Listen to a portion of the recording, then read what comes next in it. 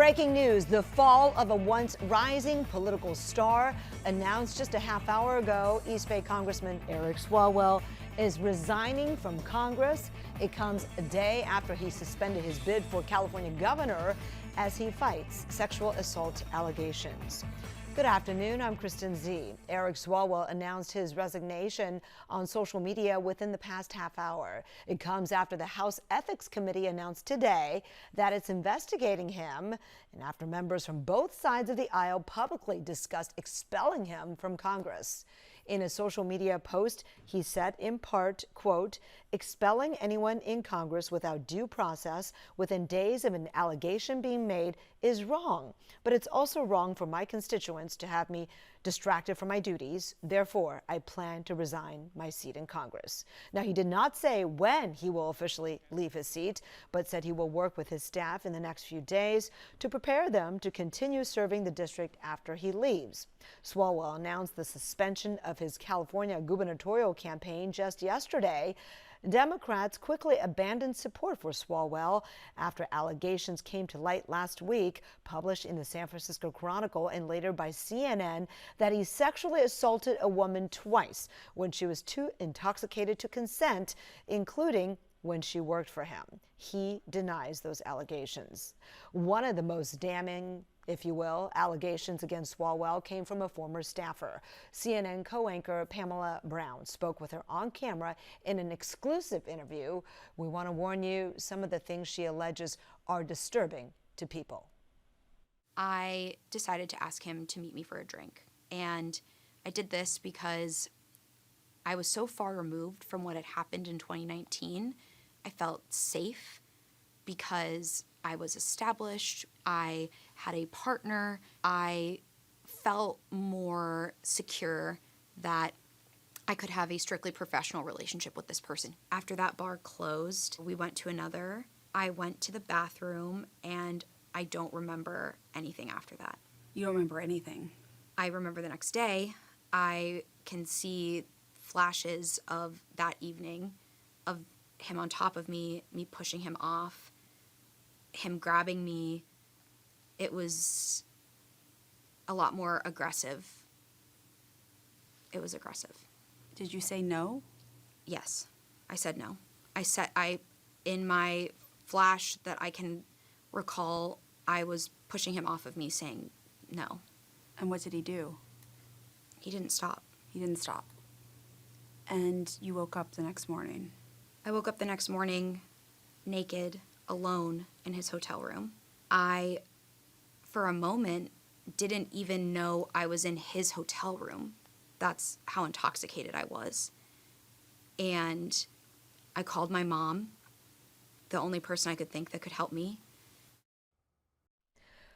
So, stunning account and stunning new development. Eric Swalwell, again, not only out of the gubernatorial race, but also now out as the congressman representing the 14th district in Alameda County soon.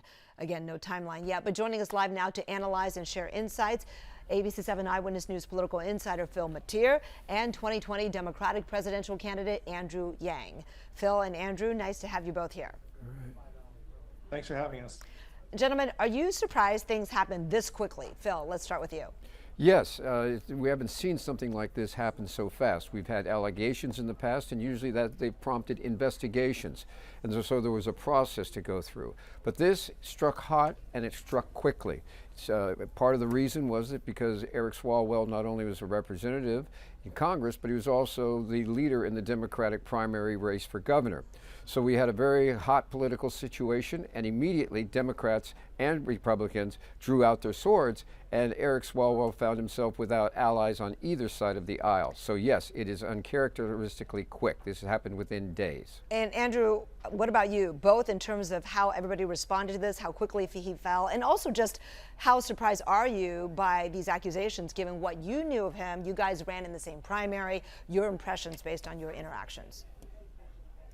I'm with Phil. I'm stunned at how quickly this has all unfolded, particularly his announcement to resign from Congress. It is a very high bar ordinarily to be expelled by your fellow members. He must have been under enormous pressure over the last number of hours to take this step. I will say I applaud this step. he's right. You're not going to be an effective congressperson when you're operating under these accusations, this investigation. I'll say from my encounters and experiences with Eric, I was surprised he was the front runner to be the governor of California, to be honest. And one of the things his recent experiences reminded me of was flying too close to the sun, where I think one of the women that accused him came out in part because she said, I can't imagine him in that powerful a position. Phil, let's talk about that. Yeah. How did he rise to the top of that very large heap? In part because there just was no big name running for governor. Initially, you might remember, it was Kamala Harris who was put out there as a possible successor to Gavin Newsom. She declined the offer. Senator Alex Padilla declined as well. So what we had were a bunch of people, newies, that were sort of running for the office, none of which were known well around the state. And the reason that Eric Swalwell was able to climb to the top is largely because he has been sort of a nonstop thorn in President Trump's side, from the Russian collusion investigations all the way through. He has been on cable news repeatedly night after night, and that increased his profile. It also increased his target on his back. Now, it was interesting, there have been past whispers about his problems, possibly with women, but you know, most people thought, and including myself, that that was when he was earlier on in Congress, when he was single. He's later married, and then it was thought that if they were out there when he ran for president, that they would have come up, or that the Trump administration, which makes no secret about its investigations into people, never came up with anything. As a matter of fact, he even used that when people brought up the questions of the allegations, saying, look, I've been investigated by the Trump people, and they haven't found anything. I'm clean. That really did raise his profile, and you're right. And when you don't have a huge star, that can make you, propelled to the top. But Andrew, I want to go back to that debate stage. We saw a video of you up there. He was only in one because he fell out pretty quickly. You were there for many more debates. Yeah. But the one that you shared, there was one very notable moment. I want to play that clip. Joe Biden was right when he said it was time to pass the torch to a new generation of Americans 32 years ago. He's still right today. Pass the torch. I'm still holding on to that torch.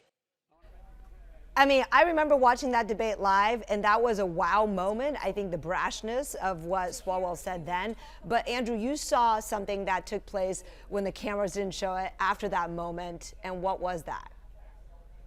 Joe Biden went up to Eric Swalwell, took him by both lapels and said, nice try, buddy. I'm not going anywhere. And I will say Eric seemed somewhat cowed and shaken by this encounter, and I believe he dropped out the following day. I will say that Eric wasn't entirely off in that Joe Biden's advanced age was a huge concern in 2024. And when my friend Dean Phillips raised his hand and primaried Joe Biden to say, look, we need a real competition, Eric Swalwell defended Joe Biden despite making the opposite case just 4 years earlier. I thought that Eric had taken his lesson, which was don't rock the boat, just stay in good graces with the party bosses, and you might be in line for a bigger job.